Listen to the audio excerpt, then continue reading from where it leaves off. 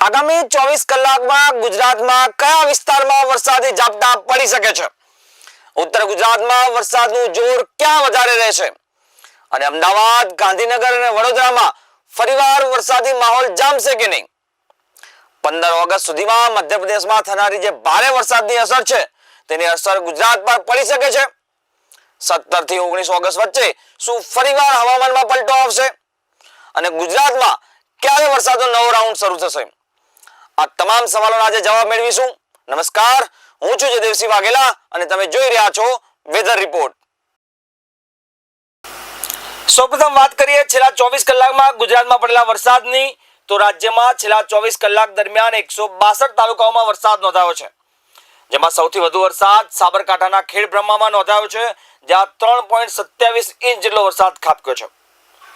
બનાસકાંઠાની વાત કરીએ તો બનાસકાંઠાના વડગામમાં પણ કાલે 3.11 ઇંચ જેટલો વરસાદ નોંધાયો છે.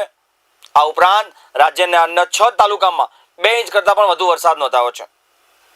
દર્શક મિત્રો, તમને એ પણ માહિતી આપી દઈએ કે રાજ્યમાં અત્યાર સુધી કુલ વરસાદના સરેરાશ કરતાં 3% વધુ વરસાદ નોંધાયો છે. પરંતુ ગુજરાતના તમામ વિસ્તારોમાં વરસાદની સ્થિતિ એક સરખી નથી. ખાસ કરીને સૌરાષ્ટ્ર અને કચ્છમાં હજુ પણ સરેરાશ કરતાં 21% ઓછો વરસાદ નોંધાયો છે. એટલે કે એક તરફ ગુજરાત અને અન્ય કેટલાક વિસ્તારોમાં સારો વરસાદ થઈ રહ્યો છે, જ્યારે બીજી તરફ સૌરાષ્ટ્ર અને કચ્છના કેટલાક વિસ્તારોમાં હજુ પણ વરસાદની રાહ જોઈ રહ્યા છે.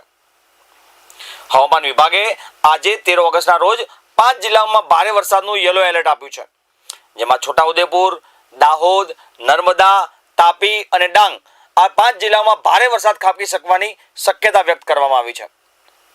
હવે વાત કરીએ અમદાવાદની, તો અમદાવાદ શહેરમાં સવારથી જ વરસાદી માહોલ જોવા મળ્યો છે, જેમાં ન્યૂ રાણીપ, વાડજ, અખબારનગર અને સુભાષ બ્રિજ, થલતેજ સહિતના વિસ્તારોમાં વરસાદ નોંધાયો છે.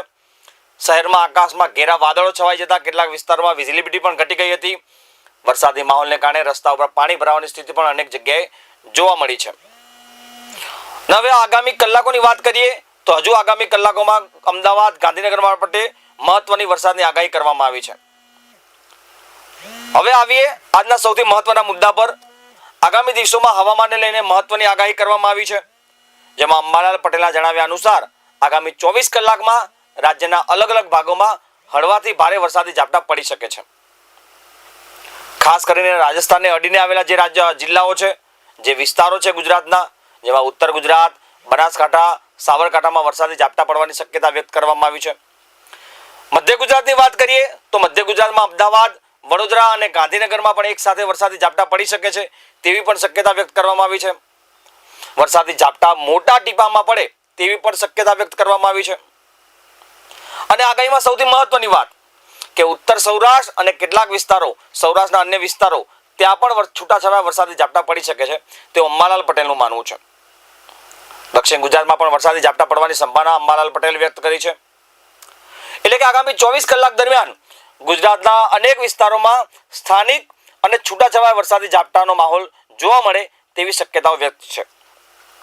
હવે વાત કરીએ 15 ઓગસ્ટ સુધીના હવામાનની, તો અંબાલાલ પટેલના જણાવ્યા અનુસાર બંગાળની ખાડીમાં આવતો ભેજ મધ્યપ્રદેશના હવામાનને અસર કરી રહ્યો છે. એટલે કે 15 ઓગસ્ટ સુધીમાં મધ્યપ્રદેશના કેટલાક વિસ્તારમાં ભારેથી અતિ ભારે વરસાદ થવાની શક્યતા છે. દર્શક મિત્રો, અહીંયા મહત્વની વાત, જો મધ્યપ્રદેશમાં ભારે વરસાદ થાય તો તેની અસર ગુજરાતને પણ થાય, જેના કારણે નર્મદા નદીના જળસ્તરમાં વધારો જોવા મળી શકે છે. નર્મદા નદીના કેચમેન્ટ વિસ્તારમાં પાણીની આવક વધે, જળસ્તરમાં વધારો થવાની શક્યતા અંબાલાલ પટેલે વ્યક્ત કરી છે. આપણે ઓગસ્ટ મહિનામાં તાપી નદીનું જળસ્તર પણ વધે તેવી શક્યતા પણ અંબાલાલ પટેલે વ્યક્ત કરી છે.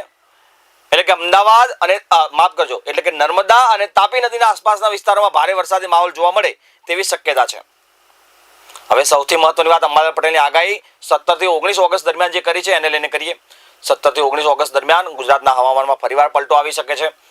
આ સમયગાળા દરમિયાન રાજ્યના કેટલાક વિસ્તારોમાં ભારે વરસાદી ઝાપટા પડે તેવી શક્યતા છે. ત્યારબાદ અંબાલાલ પટેલ 23 ઓગસ્ટ બાદ પણ વરસાદી ઝાપટા પડવાની શક્યતા વ્યક્ત કરી છે. અને માત્ર એટલું જ નહીં, 31 ઓગસ્ટની આસપાસ પણ વરસાદ ભારે થઈ શકે તેવી તેમણે શક્યતા વ્યક્ત કરી છે.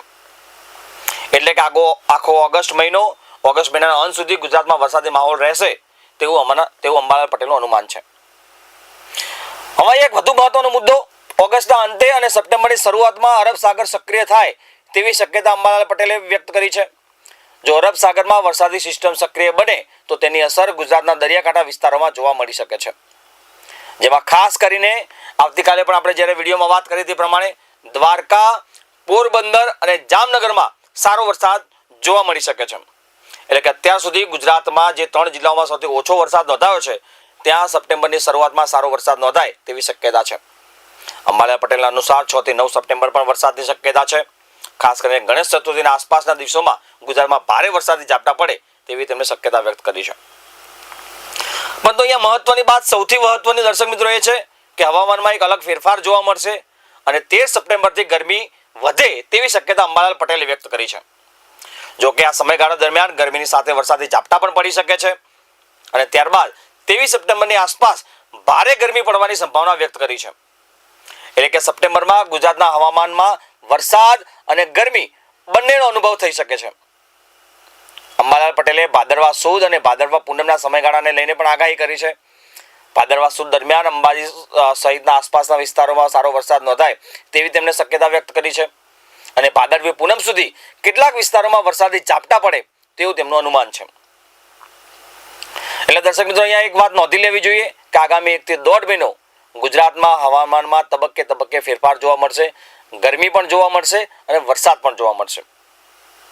ખાસ કરીને વાત કરીએ ઉત્તર અને દક્ષિણ ગુજરાતના દરિયાકાંઠા વિસ્તારોમાં જે પ્રેશર ગ્રેડિયન્ટ વધવાને કારણે પવનની ગતિ વધી શકે છે તેવું પણ તેમનું માનવું છે. જેમાં દક્ષિણ પશ્ચિમ દિશામાં 15 થી 20 નોટ્સ અને 25 નોટ સુધીનો પવન ફૂંકાય, એટલે કે 30 થી 40 કિલોમીટર પ્રતિ કલાકની ઝડપે પવન ફૂંકાય તેવી તેમણે શક્યતા વ્યક્ત કરી છે. દરિયો રફથી મોડરેટ રહેવાની શક્યતા તેમણે વ્યક્ત કરી છે, જેના કારણે માછીમારોને સુરક્ષાના કારણસર દરિયો ન ખેડવાની એમણે સૂચના આપી છે. તમને જણાવી દઈએ દર્શક મિત્રો કે અમે રોજ વીઆર લાઈવ રોજ વરસાદનો વિડીયો બનાવીએ છીએ. તમારા વિસ્તારમાં કેવો વરસાદ છે તે પણ અમને જણાવજો. તો મિત્રો ગુજરાતમાં આજે આપણે વિડીયો દ્વારા જે માહિતી મેળવી, તો ગુજરાતમાં આજનો સાર એટલો જ છે હવામાનનો કે આગામી 24 કલાક દરમિયાન અનેક વિસ્તારોમાં વરસાદી ઝાપટાની શક્યતા છે. ઉત્તર ગુજરાતની મધ્ય ગુજરાત, સૌરાષ્ટ્રથી લઈને દક્ષિણ ગુજરાત આ તમામ જગ્યાએ છૂટાછવાયા વરસાદની શક્યતા છે. 15 ઓગસ્ટ સુધી મધ્યપ્રદેશમાં વરસાદની અસર નર્મદા પર થઈ શકે છે. 17 થી 19 ઓગસ્ટ, 23 ઓગસ્ટ બાદ અને ઓગસ્ટના અંતમાં ફરીવાર ગુજરાતમાં વરસાદી પ્રવૃત્તિ જોવા મળી શકે છે. જ્યારે સપ્ટેમ્બર મહિનામાં વરસાદની સાથે સાથે ગરમીનો પણ પ્રભાવ વધે તેવું અંબાલાલ પટેલે અનુમાન વ્યક્ત કર્યું છે. અંબાલાલ પટેલની પણ પ્રતિક્રિયા સામે આવી છે, આવો સાંભળી લઈએ. આગામી 24 કલાકમાં રાજ્યના વિવિધ ભાગોમાં વરસાદ થવાની શક્યતા છે. વરસાદ મોટા પ્રમાણમાં થવાની શક્યતા છે. વરસાદી ઝાપટા પડવાની શક્યતા છે. લગભગ મધ્ય ગુજરાતના ભાગો, અમદાવાદના ભાગો, ગાંધીનગરના ભાગો, આ ઉપરાંત ઉત્તર ગુજરાતના ભાગો, બનાસકાંઠાના ભાગો, વાવ થરાદના ભાગો અને સાબરકાંઠા અરવલ્લીના કોઈ ભાગમાં વરસાદ ઝાપટા પડવાની શક્યતા છે. ઉત્તર સૌરાષ્ટ્રના કોઈ ભાગોમાં પણ ક્યાંક વરસાદ ઝાપટા પડવાની શક્યતા છે. સૌરાષ્ટ્રના અન્ય ભાગોમાં પણ ક્યાંક વરસાદ ઝાપટા પડવાની શક્યતા છે. દક્ષિણ ગુજરાતના કેટલાક ભાગોમાં વરસાદ ઝાપટા પડવાની શક્યતા છે. પરંતુ લગભગ 15 ઓગસ્ટમાં અરબ બંગાળ ઉપસાગરના ભેજના કારણે મધ્યપ્રદેશના ભાગોમાં ભારેથી ધીમાળ વરસાદ થવાની શક્યતા હતા. નર્મદાના જળસ્તરમાં વધારો થવાની શક્યતા છે. હમણાં વરસાદ પડી રહ્યો છે તે આશ્લેષા નક્ષત્ર છે, જેનું પાણી કૃષિ પાકો માટે સારું ગણાતું નથી, એટલે બરફ રહે કૃષિ કાર્યો કરવા સારા રહે. તારીખ 17 થી 19માં પણ ગુજરાતના કોઈ ભાગમાં વરસાદ ઝાપટા પડવાની શક્યતા છે. મઘા નક્ષત્રનું આ વરસાદી પાણી કૃષિ પાકો માટે સારું ગણાય છે. 23 ઓગસ્ટથી 28 ઓગસ્ટ વચ્ચે પણ વરસાદી ઝાપટા પડવાની શક્યતા છે.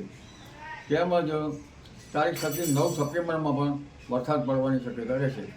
ઓગસ્ટના અંતમાં અને સપ્ટેમ્બરની શરૂઆત સુધીમાં બંગાળ ઉપસાગર અને અરબ સાગર બંને સક્રિય થવાની શક્યતા રહેશે. ખાસ કરીને અરબ સાગર સક્રિય થવાની શક્યતા રહેશે, જેના કારણે દ્વારકાના ભાગો, પોરબંદરના ભાગો અને જામનગરના ભાગોમાં પણ વરસાદી ઝાપટા પડી શકે. શિયાળામાં વરસાદી ઝાપટા શિયાળુ ભાગ માટે ધીરે ધીરે વરસાદી ઝાપટા સારા ગણાશે. આ ઉપરાંત સૌરાષ્ટ્રના અન્ય ભાગોમાં પણ વરસાદ ઝાપટા પડી શકે. તેમજ ગુજરાતના ભાગોમાં પણ વરસાદ ઝાપટા પડી શકે. દક્ષિણ ગુજરાતના ભાગોમાં પણ વરસાદ ઝાપટા પડી શકે. મહારાષ્ટ્રના ભાગોમાં પણ ધીરે ધીરે ભારે વરસાદ થવાની શક્યતા છે. ઓગસ્ટ માસમાં તાપી નદીનું જળસ્તર વધી શકે. આ ઉપરાંત તારીખ 12મી સપ્ટેમ્બરથી ભારે વરસાદ ઝાપટા પડવાની શક્યતા છે. શ્રાવણ વદના પાછલા દિવસથી શ્રાવણ સુદ ભાદરવ સુદ પાંચમ સુધી વરસાદ થતો રહેશે. ગણેશ ચતુર્થીના દિવસોમાં આ વરસાદ થતો રહેશે. અંબાજીના ડુંગર વિસ્તારમાં પણ આ વરસાદ થતો રહેશે. ગણેશ વિસર્જનની આસપાસ પણ વરસાદ થતો રહેશે. ભાદરવ સુદના માસમાં પણ વરસાદ થતો રહેશે. પરંતુ ઉલ્લેખનીય છે આ વરસાદ ગરમી વચ્ચે પણ થવાની શક્યતા છે. 13મી સપ્ટેમ્બરમાંથી ગરમી પડે અને 23 સપ્ટેમ્બરમાં ભારે ગરમી પડવાની શક્યતા રહેશે. ગરમીના કારણે હવાના હળવા દબાણ ઊભા થાય અને વરસાદ પડતો રહે. તેમજ તારીખ 10 ઓક્ટોબર પછી પણ વરસાદ થતો રહેશે. ઓક્ટોબર નવેમ્બરમાં વાવાઝોડા બનવાની શક્યતા રહેશે. લગભગ સ્વાતિ નક્ષત્રમાં વરસાદ થતાં કહેવાય છે કે તેના બૂંદથી માછલીના પેટમાં જાય તો મોતી થાય છે. સ્વાતિ નક્ષત્રમાં પણ દરિયામાં વરસાદ થવાની શક્યતા રહેશે.